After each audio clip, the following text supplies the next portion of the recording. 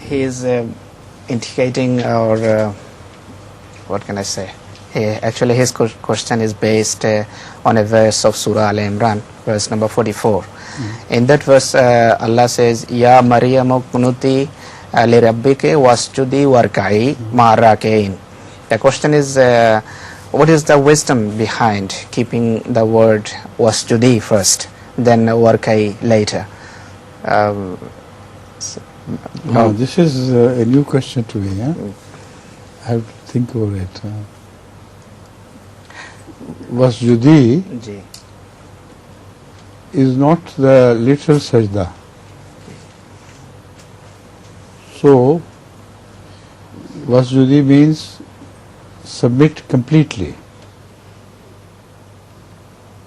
And warkai here again indicates bowing to the will of Allah.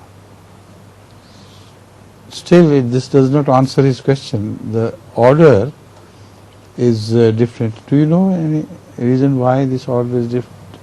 As Huzur has pointed out, not in the formal way of sajda and ruku, but in the literal meaning of sajda and ruku. As Huzur has already explained, I think that is the only thing, that it's not the explanation of Islamic prayer, but of course, two acts of submission. For Islamic prayer, full submission is sajda, and willingness always to bow to the will of Allah is ruku. So it is not a formal bowing or going through prostration. So I think sometimes the more important thing is said first and the less important thing is afterwards. So I think that may be the only reason why God has changed the order, that Hazrat Maryam is required, as she was naturally inclined, to be to have complete submission to the will of Allah in every respect. And also she should find readiness to bow to him whenever the occasion arises. That's all I can say. If it doesn't satisfy, I'm sorry. If I give the background of the question, I think things will be clear for Huzur. I thought he will present the background, the one he told me, but he didn't. The background, I told him. First translate it and then tell me the background. Now, I asked him why you posed this question. He said, I was preaching to one Maulvi. So naturally I was trying to prove that Jesus was dead. And he presented that verse, Ya Isa inni mutawaffika wa rafi'uka ilayya wa mutahhiruka min allazina kafaru. So that mullah argued with him that here actually mutawaffika wa rafi'uka, this is not order is changed. Order is changed. I understand that. Yeah. Now I have got to another reason for warkai marrakein hai ye? Yeah, marrakein. That's right. Now I understand. You see, Maryam was not expected to do sajda in the prayer hall with men. So sajda was her private affair. But to do ruku is to follow the organization, the nizam-e-jamaat. So warkai marrakein, and all the people follow the order of the nizam, like every Ahmadi knows what nizam is, that is ruku. But sajda here means real sajda of a lady. So the ladies should do their sajdas not with men, but they should follow the order of nizam along with all men. This is what happens. All ladies in Ahmadiyyat follow the nizam of Jamaat like men do, but they never do sajda side by side with men. So that is a singular order, and this is a communal order, because markai is explained by marrakein. Sajda is a single worship, and Varkai Marrakin is to follow all the men and women, everybody who is chained in a nizam. So when they bow, you also bow. Ruku is not the ruku of namaz. That Maulvi is mistaken there. The ruku is to bow to the will of the whole organization.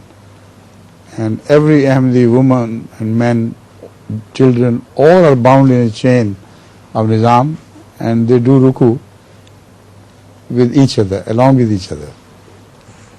उस ज़कात वाला क्या है रुकू के साथ हज़रत अली वाला वाक़या? युतून ज़कात वहुम राकिऊन. You see, the same metaphor is used in the Holy Quran regarding Hazrat Ali radhiyallahu ta'ala anhu. No, not regarding everybody, but Shias particularly applied to Hazrat Ali in a strange way. The Holy Quran says that while you are doing ruku, give zakat. So that means ruku is not used as an organ of prayer of the Muslims.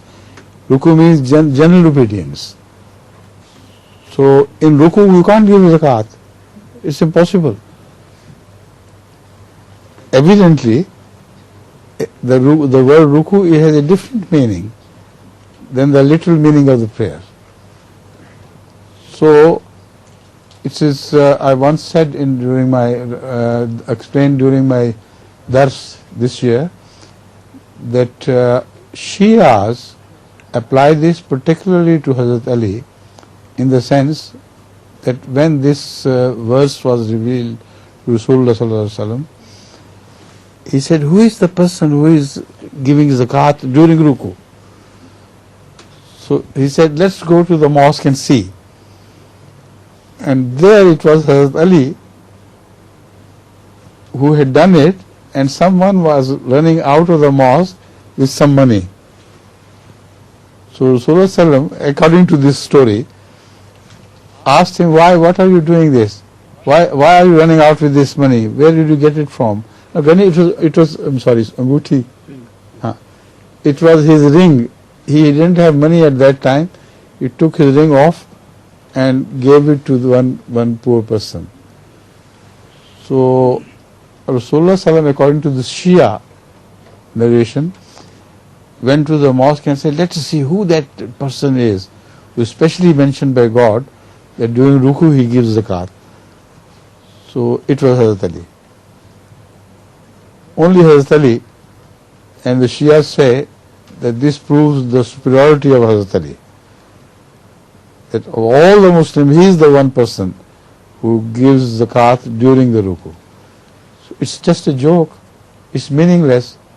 How could a poor man go to the mosque and ask Hazrat Ali for something while he was doing ruku? It's impossible. So that is only to prove that the word ruku is a generalized term in Islam. It's not necessarily the ruku as we know when we go half bow down to God during prayers. Again, the wording is such as it cannot apply to a single man at all. Wahum rakiun. Hazrat Ali is huwa rake. For one person you can say huwa rake. Wahum rakiun means, and they, all the Muslims, give zakat and they are rakiin.